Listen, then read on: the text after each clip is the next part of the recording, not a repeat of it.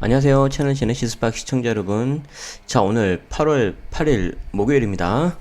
아침에 특별히 날씨가 나쁘거나 그러진 않았던 것 같고요. 약간 좀 뿌옇긴 했는데 괜찮은 것 같고, 중요한 건 오늘이 입추라는 거죠. 입추. 이제 드디어 절기상으로 가을에 들어섰는데, 사실 여전히 덥죠. 그러니까 입추 된다고 해서 바로 시원해지진 않아요. 그 다음 절기가 제가 알기로 처서란 말이에요. 처서 물러날 처, 더위 서자. 그래서 이제 더위가 물러난다. 그래서 제 짧은 인생 경험상, 물론 이제 방송 들으신 분 중에 저보다 더 연배가 많으신 분들 많이 계실 테니까, 제 짧은 인생 경험상 처서가 지나야 좀 시원해집니다. 그런데 지구가 점점 온난화돼서 그런지 처서가 되고 나서도 여전히 좀 더운 것 같아요. 요즘에는. 근데 올여름은 솔직히 이렇게 그렇게 많이 안 더웠죠. 덥긴 더웠는데 작년이 정말 더웠고, 그래서 저는 저희 작년에 이제 이사 갔는데, 가을에 이사 갔는데 올해 여름 어떻게 보낼까. 왜냐면 에어컨 설치를 안 했어요. 그래서 좀 한번 버텨볼까 했는데 에어컨 없이 그냥 살았고, 지금 선풍기로만 그냥 이렇게 살고 있어요. 그냥 괜찮은 것 같아요. 다행히 좀 날씨도 그렇게 많이 덥진 않고, 또 이제 집도 좀 통풍이 좀 잘 되고 해가지고 그게 됐습니다. 자, 여러분 좀만 더 힘내시고 이제 말복 지나고 처서 지나면 괜찮을 것 같아요. 네, 자, 오늘도 보겠습니다. 유튜브로 볼 건데, 유튜브는 딱히 제목 볼 건 없을 것 같고요. 뭐죠? 저기 기사까지 내용 볼 건 없을 것 같고 제목만 좀 볼게요. 자, 유튜브로 소통하는 스포츠 스타들, 저번에 한번 공유 들었었죠. 비슷한 내용이고, 금융 어렵지 않다. 은행권으로도 유튜브 바람 불고 있다. 은행이, 특히 금융권 중에서 은행이 굉장히 보수적이거든요. 왜냐면 은행 같은 경우에는 일단 뭔가 숫자가 틀리면 안 되잖아요. 그리고 이렇게 특별히 없어도 그냥 이렇게 좀 갈 수 있는 그런 산업이었잖아요. 그래서 굉장히 보수적인데, 이 보수적인 은행에서도 유튜브를 하고 있다. 이제 거의 지금 갈 때까지 가고 있다는 거예요 지금. 그래서 지금 다 그런 내용이에요. 그리고 좀 이런 안 좋은 부정적인 것도 있고, 그리고 유튜브 구독자 100만 만들기, 구독자 343만 명을 가지고 있는 보겸TV, 이제 보겸이 알려주는 비법 뭐냐, 이거는 이제 책 광고더라고요. 그래서 제목만 볼 건데, 멜론 차트를 이제 유튜브가 이제 대체하고 있고, 병원에서도 하고 있고, 아이스크림 홈런에서도 유튜브 8만 구독자 돌파했다고 나오고 있고, 진찰은 의사에게, 약은 유튜브에게. 이거 지금 이제 쭉 제목만 보면 어떤 생각이 드세요? 아, 이제 점점 이제 포화 상태가 되고 있다. 어, 이해되시죠? 그래서 작년이 거의 피크였던 것 같고, 지금도 하시려면 좀 빨리 하셔야 되는 것 같아요. 그래서 빨리 해서 조금이라도 더 그거를 누려라. 그리고 오늘 아침 운동 갈 때 잠깐 그 메일을 확인했는데, 아마 이제 제 거 채널도 이제 수익 승인 그거 하는 거 된 거 같아요. 물론 영어로 돼 있어가지고 제가 자세히 못 봤는데. 아무튼 컨그레츄레이션 나왔으니까 됐나 보다. 그러고 했는데, 사실 유튜브는 제가 이제 광고 수익을 메인으로 하는 건 아니고, 제가 늘 말씀드렸지만 이걸 통해서 정말 할 수 있는 그 지식 정보라든가 그런 게 무궁무진해요. 머릿속에서 계속 있어요 지금. 그래서 제가 올 연말까지는 어떻게든 10,000명을 한번 만들어 볼 거고요. 그리고 올 하반기 정도는 해가지고, 이제 제 혼자 하는 건 한계가 있으니까 아마 좀 영상 같은 부분, 편집 부분 아마 다른 분한테 맡길 거예요. 그래서 이제 직원을 쓰든 아니면 그냥 별도 이제 그 건별로 맡기든 좀 고민 중인데, 아무튼 그런 식으로 해서 계속 저는 이쪽으로 해서 여러분들한테 좀 도움 드릴 수 있는 대로 정보를 드리도록 하겠습니다. 그래서 유튜브 하실 분들은 빨리 하시고요. 자, 직장인 볼까요? 직장인은 요 기사 하나 볼게요. 2030 직장인 2명 중 1명 인생 이모작 준비하고 있다. 자, 직장인들이 인생 이모작 준비하는 건 너무나도 당연한 건데, 여기서 핵심은 뭐냐면 요거 2030 되게 젊은 친구들이라는 거죠. 자, 그래서 왜 젊은 친구들이 이렇게 하는지를 한번 좀 봐야 될 것 같아요. 자, 새로운 일을 30대에 시작하고 싶다. 자, 인생 이모작 하겠다. 554명 설문조사, 인생 이모작 의향이 있다. 88%. 준비하고 있다가 이제 88%가 의향이 있는데 준비하고 있는 사람은 그중 45%, 그리고 새로운 시를 시작하는 연령대는 30대. 그런데 40대도 31%이기 때문에 3, 40대가 이제 많이 있다라고 보시면 되고요. 제가 왜 이거를 공유를 드렸냐면, 제가 29살 때 첫 번째 직장 입사를 하고, 제가 이제 겨울에 들어갔거든요. 그리고 이제 바로 이제 30살이 되고, 거기서 한 4년 정도 다니다가 33살에 제가 회사를 그만두고, 되게 뭐 누구나 다 알만한 그런 대기업이었는데 회사를 그만두고 세무사 자격시험에 도전을 해요. 그때 제가 딱 이거였어요. 새로운 일을 해보고 싶다. 새로운 일을 해보고 싶은데 이 새로운 일을 하는 데 있어서 저도 생각했던 게 관련 자격증 취득이었어요. 그러니까 되게 비슷하죠.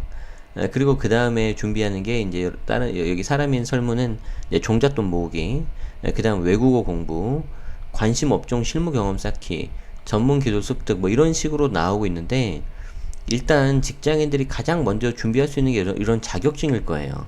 그래서 학위나 그런 거보다 자격증이 더 많이 있을 텐데 저는 그 부분에 있어서 실패를 했었죠. 최종적으로는. 그리고 나서 이제 두 번째 직장 갔다가 세 번째 직장 가서 이제 지금에서야 이제 정말 이렇게 새로운 삶을 지금 살고 있는데 돌이켜 보니까 아 정말 20대 30대 때 그럴 충분히 그러겠다, 그런 생각이 들고요.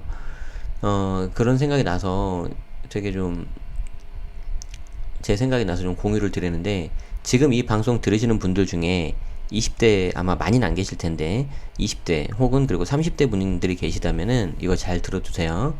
자, 저도 관련 자격증 취득 준비하는 거는 찬성이에요. 그런데 여기 이제 또 이런 이유를 들어보니까 무려 50.3%가 안정적인 수입이 필요해서요. 저도 그랬어요. 그러니까 저는 그때 사회 초년생일 때 막 재테크 강의나 무슨 재테크 책 같은 거 보면은 무슨 한 달 나오는 월급에서 반 정도를 저축을 해야 되고 그 중에 얼마는 연금 저축을 들어야 되고 보험도 내야 되고, 저는 그게 너무 싫었어요. 왜냐면 아니 내가 왜 연금을 계속 넣어야 되지? 왜 보험을 계속 해야 되지? 그냥 내가 평생 돈을 벌면 되는 거 아니야? 그러니까 이제 단순하게 생각을 한 거죠. 어떤 돈을 벌 수 있는 시스템을 생각한 게 아니라. 그래서 저도 이런 걸 생각을 했기 때문에 그런 건데, 여러분들도 이제 직장에 대한 불안감, 그리고 워낙 경제가 안 좋으니까 그런 생각을 하실 텐데요. 어, 자격증 준비하셔도 좋고요. 아니면은 계속해서 내가 뭔가 돈을 벌 수 있는 머니 파이프라인을 만들어야 되는데, 거기서 핵심은 뭐냐면 내 노동력이 투입되지 않으면서도 돈이 들어와야 돼요. 그래서 거기에 대해서 고민을 좀 하셔야 돼요. 그래서 저 같은 경우는 개인 통장이 한 5개 정도가 있는데, 하나는 이제 월급이 들어오는 거고, 하나는 이제 부동산 관련된 투자 수입이 들어오는 거고, 또 하나는 이제 강의해서 나오는 수입이 들어오는 거고, 또 다른 거는 책 인쇄 같은 거 있죠. 그리고 저작권 같은 거. 그리고 이제 거기에 이제 유튜브 이 광고 수익이 들어갈 것 같아요. 그런 게 들어가고 있고요. 또 하나는 뭐 이거는 네 번째 통장하고 합쳐도 될 것 같긴 한데, 제가 이제 직방에 계속해서 칼럼을 원고를 제공하고 유튜브 영상 촬영을 하잖아요. 거기에 대한 수익도 좀 꽤 들어와요. 그러니까 그런 식으로 해줘야 되는데, 이 중에서 내 노동력이 들어가는 게 있고 노동력이 안 들어가는 게 있단 말이에요. 점점 그 노동력이 안 들어가는 비중으로 넓히려고 해요. 그래서 그런 부분을 좀 고민을 하셔야 되고요. 기회 되면 나중에 한번, 이거는 제가 뭐 그 강의를 좀 생각은 하고는 있어요. 궁금해 하시는 분들이 많이 있어서 그래서 유튜브에서 좀 짧게 해보고 오프라인에서 필요하신 분들을 좀 한번 만나서 이야기해도 괜찮을 것 같아요. 오케이. 그래서 새로운 일을 시작하고자 하는 연령대 30대가 많았네요. 그렇지만 40대도 근소한 차이로 뒤를 이었고, 이제 우리 평균 수명이 점점 늘어나잖아요. 그래서 이게 굉장히 오래 사는 게 축복일 수도 있지만 수입이 없으면 재앙일 수도 있다. 그래서 그거 이제 잘 좀 생각해 보시면 좋겠어요. 오케이. 자, 여기 보면 새로운 일을 찾을 때 고려하는 기준으로 적성에 맞고 흥미를 찾을 수 있는 일을 첫 번째로 꽂았는데요. 맞아요. 본인이 관심이 있어야 오래 할 수 있어요. 저도 이 데일리 뉴스가 재미있으니까 계속 하는 거예요. 그런데 좀 어려운 이야기이긴 한데요. 본인이 재미있는 거 하고 본인이 좀 잘하는 일이 있어요. 여기서 잘하는 일이란 건 뭐냐면 굉장히 일을 빨리 처리하고 효율적으로 하고 더 중요한 게 뭐냐면 뭔가 성과를 내서 수익이 나야 된다. 그래서 내가 좋아하는 일이 있고 잘해서 수익이 나는 일이 있다면요. 좀 냉정하게 말씀드려서 잘해서 수익이 나는 일에 집중하세요. 그래서 그걸로 돈을 버세요. 그래서 그걸 가지고 계속해서 일을 해서 돈을 벌으라는 게 아니라 아까 말씀드린 것처럼 내가 내 노동력이 투입되지 않더라도 돈이 생길 수 있는 어떤 주식, 부동산, 어떤 재테크 아니면은 저작권, 인세, 컨텐츠 이런 쪽으로 가야 돼요. 아시겠어요? 네, 그렇게 가야 된다. 오케이, 됐어요. 자, 그래서 이런 기사를 보더라도 그냥 그렇게 흘리지 마시고 내 인생을 어떻게 하면 가져갈까 그런 것도 한번 생각해 보세요. 자, 직장인은 요것만 볼게요. 나머지는 뭐 비슷해요. 우리가 봤던 거 비슷하고 뭐 미미에 대한 이야기도 있고 그래요. 반만. 좋아요. 역세권 소형 역시 여전히 계속 광고고요. 4차 산업은 아직도 계속 삽질하고 있는 것 같아요. 지금 보니까 이게 핵심이 아닌데 저는 언제쯤 나올까 하고 그냥 계속 알림 걸어놓고 있는 거예요. 자, 양도소득세 봅시다. 양도소득세 부분에 있어서는 와 이제 말레이시아 고급 주상복합 아파트도 나오네. 환장하겠다. 우리나라가 이제 양도세 중과가 들어가니까 이쪽으로 간다 뭐 그런 말이겠죠. 자, 절세 꿀팁. 주택 공동 명의로 세금 줄이기. 텍스워치라는 그 언론사가 있는데 저도 되게 즐겨보는 거고요. 되게 도움되는 정보들이 많이 있습니다. 그런데 여기 보면은 이 주택 공동 명의로 세금 줄이기인데 아쉬운 게 제목을 잘못 지었다. 이거 되게 기사 좋아요. 그래서 이따가 좀 볼 건데 마무리하는 기사로 볼 건데 이 기사는 제목을 이렇게 지으면 안 되고 거의 뭐 주택 공동명의에 대한 모든 것 뭐 이런 식으로 좀 지면 더 많이 볼 텐데 아쉬워요. 제가 그렇게 해서 한번 공유해 드릴게요. 잠깐만 기다리시고요. 자, 그 밑에 이거 하나 좀 보죠. 세금 줄었는데 씀씀이 커지고 있다. 재정 적자 사상 최대다. 자, 우리가 이런 내용들 좀 아셔야 돼요. 우리가 이제 세금이 우리 개인에 대한 것도 물론 있지만 이 국가에 대한 것도 좀 여러분들이 아셔야 된다. 왜냐면 거시경제에 대해서 여러분들이 박사가 되실 필요는 없는데 어느 정도는 이 세상 돌아가는 좀 이 패턴을 좀 아셔야 되는 거죠. 자, 그래서 이 내용을 잠깐 볼 건데요. 자, 오케이. 자, 세금 줄었는데 재정 적자 사상 최대다.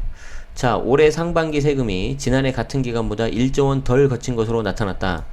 1조 원이라고 하니까 여러분들이 지금 감이 없으실 텐데 이거 엄청나게 큰 돈이잖아요. 그죠? 그리고 사실 작년에 너무 많이 걷었어요. 그런데 안타까운 게 뭐냐면 나랏돈 씀씀이 그러니까 지출이고요. 요게 이제 재정 지출이라고 해요. 재정 지출. 그래서 정부 입장에서 돈이 들어오는 게 재정 수입 그리고 나가는 거는 재정 지출. 그래서 수입에서 지출 빼니까 지출이 더 크더라. 그래서 재정 적자가 났다. 그리고 이 재정 적자가 사상 최대 규모로 불어났다. 이게 지금 그렇지 않아도 경제가 안 좋은데 한편으로는 좋게 볼 수도 있어요. 왜 그러냐면은 경제가 안 좋으니까 좀 이렇게 시중에 돈이 좀 풀려서 경기를 부양시키자고 하는 게 이제 케인즈 학파의 이론인데 2차 세계대전 때 나왔던 그런 의미에서 본다면은 뭐 긍정적으로 볼 수도 있지만 아무튼 지금 분위기가 좋지는 않은 것 같다. 정부는 연말께 이 재정 적자가 흑자로 돌아설 것으로 보고 있지만 최근 세수 감소 추세를 감안하면 장담하기 어렵다는 지적이 나온다. 그러니까 세수, 이제 세금 수입 이게 지금 계속 적게 들어온다는 거예요. 그러니까 정부 입장에서 수입이 세금인데 이게 지금 계속 적게 들어오는 상황인데 지출 줄인다고 해서 이게 재정 적자가 해결되겠냐 그런 거죠. 자, 보세요. 올해 6월까지 국세 수입이 156조. 와, 156조면은 상상이 됩니까, 여러분? 내가 1억만 있어도 되게 큰 돈이잖아요. 근데 그 1억이 156억이 돼도 엄청나게 큰 건데 그 156억이 아니라 156조로 6조. 그러니까 100억에서 1000억, 조, 10조, 100조. 공이 벌써 4개가 더 붙어야 돼. 와. 자, 2015년 이후엔 매년 20조, 30조 원 증가해온 것을 감안하면 이례적이라는 거죠. 올해는 경기 침체와 유류세 인하 등의 정책이 겹친 영향으로 분석된다. 그러니까 경제가 힘드니까 유류세 줄였잖아요. 그것도 이렇게 크다는 거죠. 그래서 세금은 덜 거치고 나랏돈 지출은 들고, 야, 이거 하나 봅시다. 이거 좀 잘 보세요. 여러분들이 기사 같은 거 볼 때 이런 그래프를 잘 보셔야 되는데 잘 봐요. 단위가 조원이죠. 얘도 단위 조원이죠. 얘 지금 157에서 156점이 얼마 내려갔어요? 1조 내려갔죠. 그러니까 요 한 칸이 지금 1조잖아요. 이해되죠? 그리고 X축 2018년부터 2019년이니까 1년이고, 자 1년이고 1조, 요게 그럼 기준이란 말이에요. 자, 나랏돈 지출 보세요. X축 1년 맞죠? 1년 많은데 Y축은 지금 몇이에요? 247에서 284니까 몇이 올라간 거죠? 27 정도가 올라갔죠. 아, 이게 말이 돼요?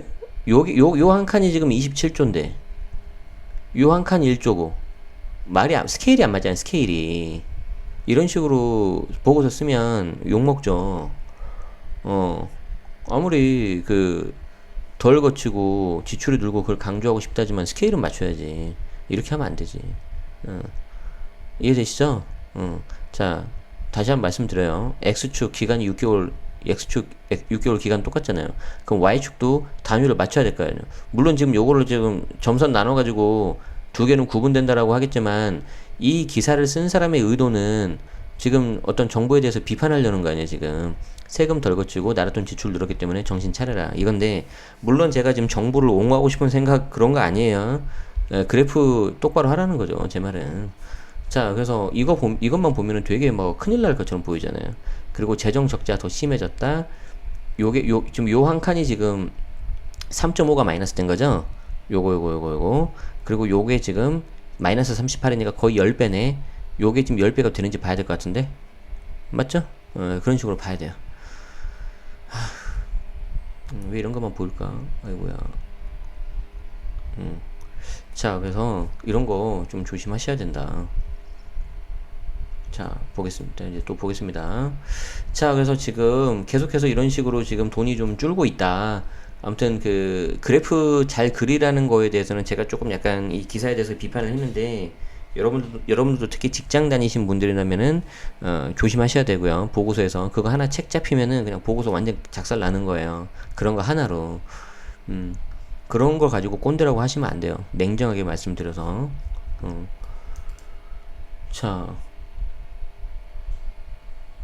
자, 여기서 이제 나랏돈 씀씀이 커졌고, 이제 그 내용이고, 여기 이제 뒤에 보시면은, 세수는 감소하는데 지출은 늘어나서 재정 상황이 나빠질 수밖에 없는데, 이게 나아질 기미가 보이지 않아요. 왜 그러냐면, 하반기에도 재정 지출이 줄다 하더라도 수입이 부진하면 재정 수지가 개선되기 힘들기 때문인데, 이건 어려울 것 같아요. 왜 그러냐면, 정부의 그 세금 수입, 세수에서 이제 굉장히 큰 부분을 차지하는 게, 세금 중에서 법인세, 소득세, 부가가치세인데, 그 중에서 법인세 비중이 굉장히 커요. 근데 그 법인세는 말 그대로 기업들이 사업이 잘 돼야 되잖아요. 그래야 세금 많이 내잖아요. 근데 요즘에 지금 기업들 지금 법인 안 좋잖아요. 그래서 이달 예정된 법인세 중간 연합 실적이 우려된다. 아, 나도 이번에 중간 연합 내야 되는데. 그래서 이거 보면은 이것도 역시 별로 안 좋을 것 같다.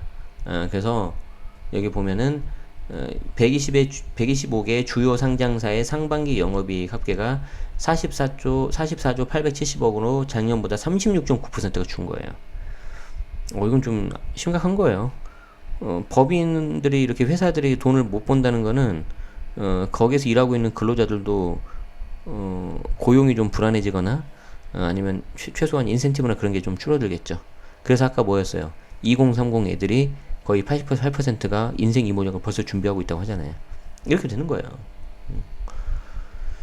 자, 아무튼 좀 안타깝고요. 계속해서 다른 기사를 이제 보도록 하겠습니다. 어디 보자. 오케이.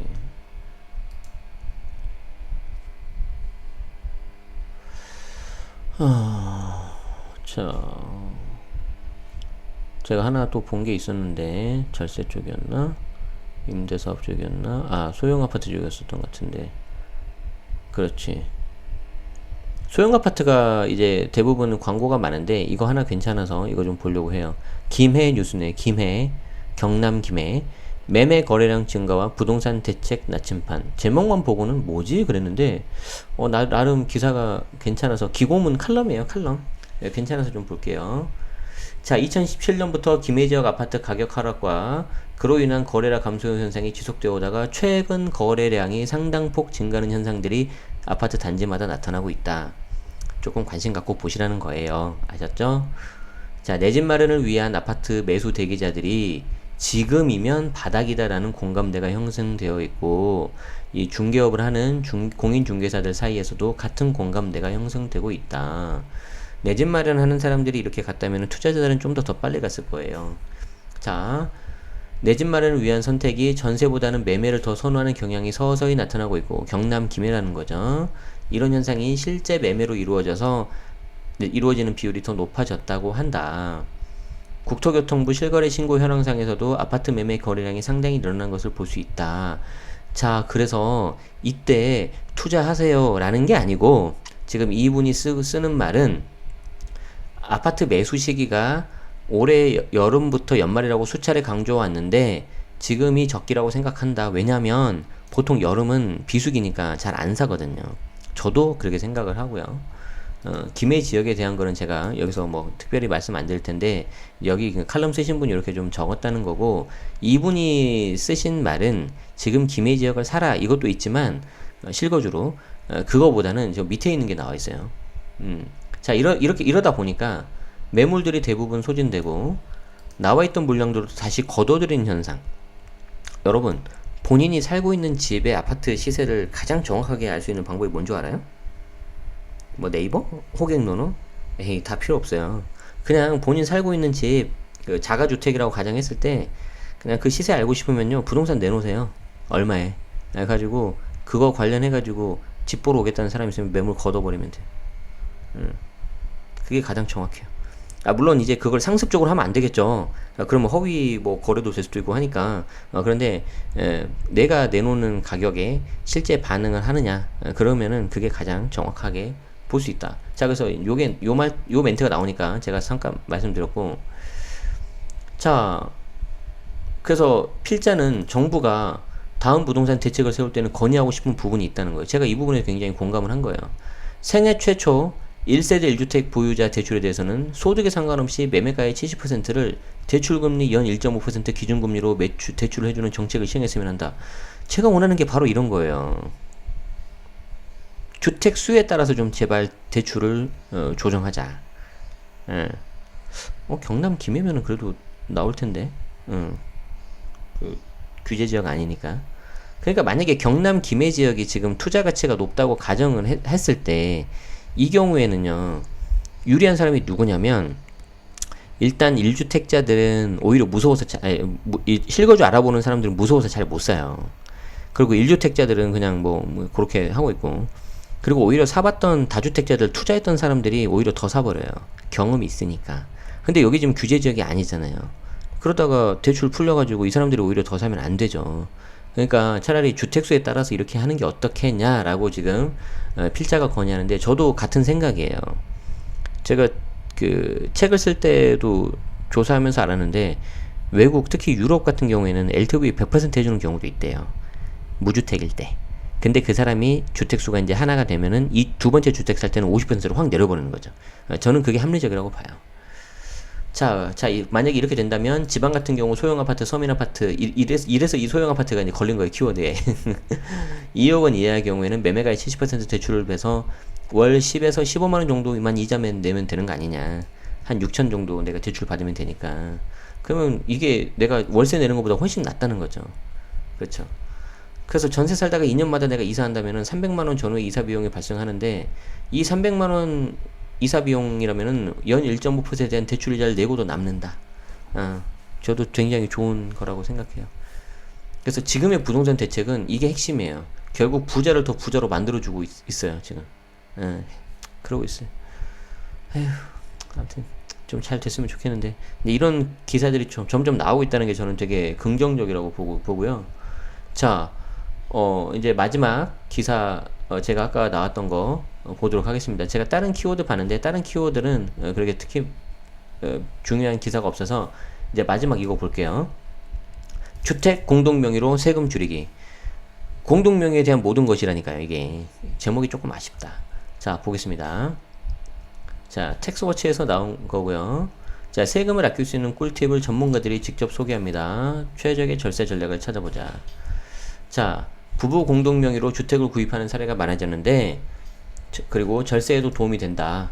재산권을 동등하게 공유한다는 의미도 있고, 자, 실제 공동명의는 종부세 부담을 낮추고 양도소득세도 줄일 수 있는 팁으로 공유되고 있는데, 하지만 공동명의가 무조건 절세에 도움이 되는 건 아니다.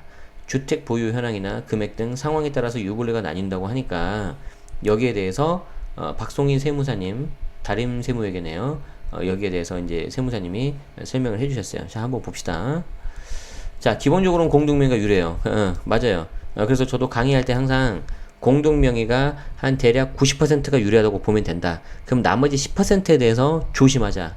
이거예요.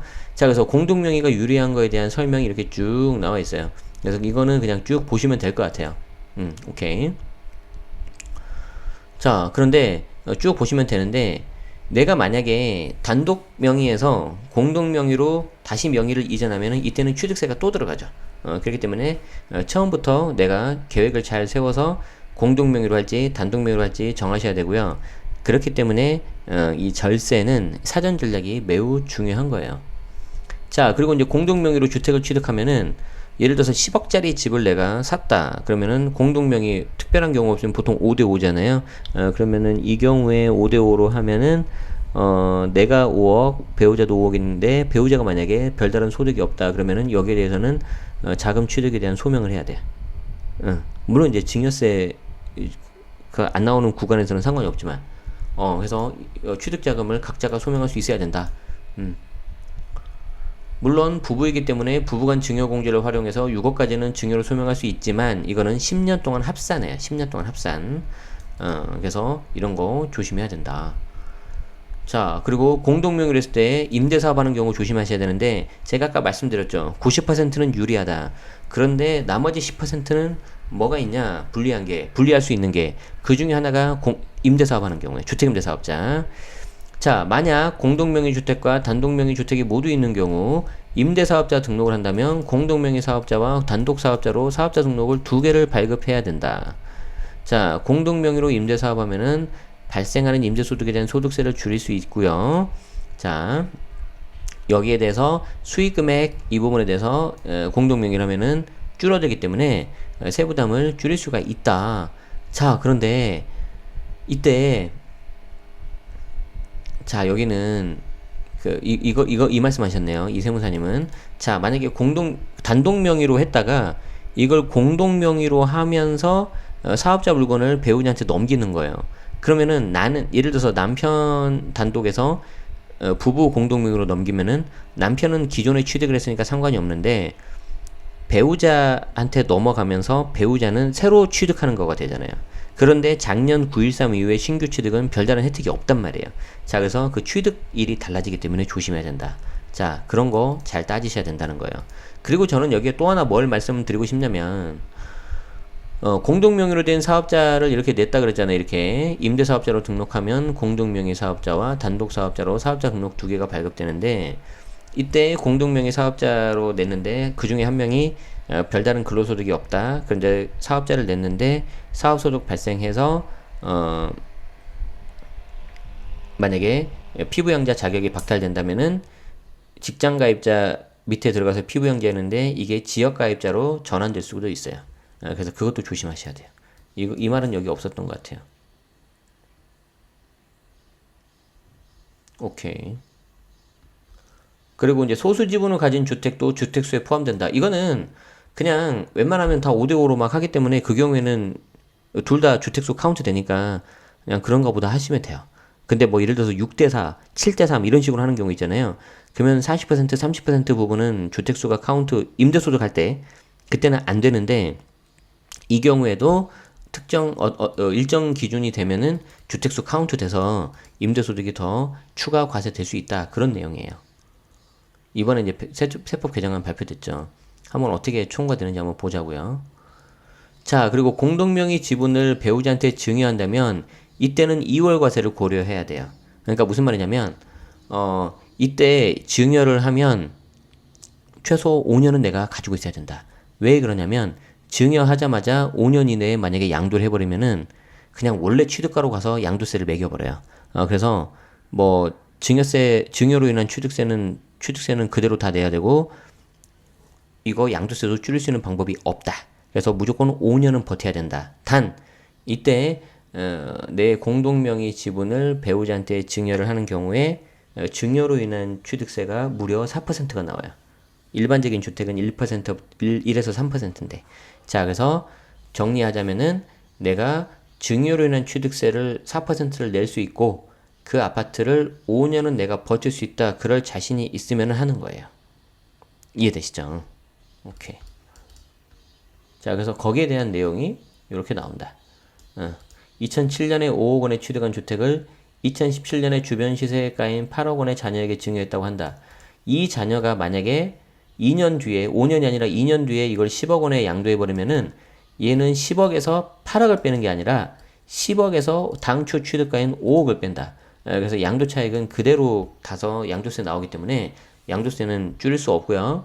그리고 이 자녀한테 증여했을 때 증여료는 취득세 4% 내야 되기 때문에 물론 필요경비 양도세로 들어가긴 들어가지만 별다른 효과가 없다. 그래서 내가 배우자나 직계 좀비 소액에 증여한다면 증여 후 5년 내에 양도할 계획이 있는지 없는지 잘 따져야 된다. 5년 버텨야 된다는 거예요. 오케이. 양도소득세 공동명의에 대한 거는 이 부분에 나와 있는데 많이 했으니까 패스하고요. 그리고 다주택자의 경우 주택을 매매할 때 주택수를 잘 고려해야 되는데 세대의 주택수를 계산해서 정확한 세율을 적용할 수 있는 게 중요하다. 이게 사실 굉장히 중요하거든요. 근데 딱 두 줄, 세 줄 나와서 아쉬워요. 저는 여러분들한테 늘 말씀드리지만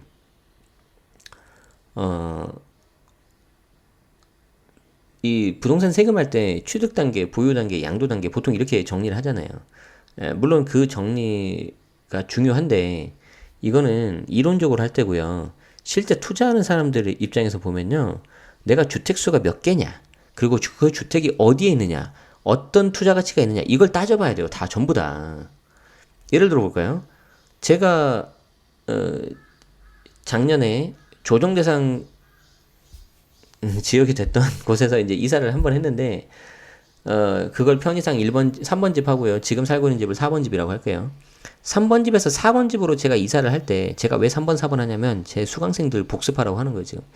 무슨 말인지 아실 거예요. 제 수업을 들은 사람은, 실거주 정규 들은 사람들. 그래서 3번 집에서 4번 집으로 이사를 갈 때 3번 집으로 제가 세이브 할 수 있는 그 절세되는 금액이 한 1,500에서 2,000 정도가 됐어요. 근데 그걸 제가 세이브 하려면 올해 5월까지 있어야 된다. 그 집에서.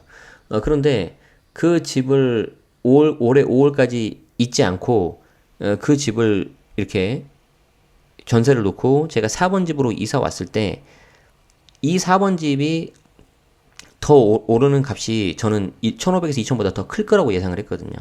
다행히 그게 훨씬 더 컸어요. 그래서 만약에 제가 이 비과세를 받는 이 절세에 대해서만 제가 집중을 했다면은 저는 1,500, 2,000은 세이브 했겠지만 한 7, 8,000은 손해봤을 거예요. 무슨 말씀인지 아시겠어요? 그래서 이럴 때는 절세만 알아서는 안 돼요. 그래서 그거 제가 정말 말씀드리고 싶어서 이걸 하는데 세 줄밖에 없어. 그래서 사실 이거는 이제 꼭 세무사만이 님만이 할 수 있는 건 아니죠. 오히려 투자하시는 분들이 더 잘 알 수도 있어요. 그래서 그렇게 해서 저는 좀 차별해서 하고 있다. 그래서 이런 말씀을 좀 드리고 싶어요. 그래서 이런 거에 대한 내용도 다 나중에 유튜브에서 한번 좀 해보고 싶어요. 물론 이제 너무 디테일하고 개인적인 거 못하겠죠. 또 제가 강의를 하고 있고 그러니까. 그런데 그것도 굉장히 중요하다라는 거를 아셔야 돼요. 자, 그래서 오늘 기사 4개 봤는데 인생 이모작, 그 재정적자 커졌다. 그리고 이거는 그 대출에 대한 내용이었고요. 오늘 기사 중에서는 이게 가장 중요해요. 그래서 주택 공동명의에 대한 모든 것으로 해서 여러분들이 좀 잘 정리를 해주시면 좋겠고요. 이 부분에 대한 거의 모든 내용이 다 들어가 있고 지금 기사에 약간 빠져 있는 거는 건보료 부분 그리고 주택수에 따른 전략이 다르다는 거 그거 제가 조금 간단히 말씀드렸으니까 그거 좀 잘 들으시면서 정리해 두시면 좋겠습니다. 며칠 전에 어떤 분께서 본인이 매일 이렇게 이제 절세 노트를 만들어서 이거를 이제 정리를 하고 있다 하셨는데 너무 좀 감사했어요. 그래서 조금 더 저도 더 잘 전달드리고 실수하지 않도록 더 신경 써서 해보도록 하겠습니다. 자, 오늘 데일리 뉴스는 여기까지고요. 자, 8월 8일 목요일입니다. 어, 오늘 하루도 늘 말씀드리지만 행복하게 보내시기 바라고요. 가장 소중한 여러분 자기 자신에게 좋은 선물을 조그만 선물이라도 주시는 그런 하루가 되면 좋겠습니다. 자, 저는 여기까지고요. 오늘 날짜 데일리 뉴스는 여기서 마치겠습니다. 고맙습니다.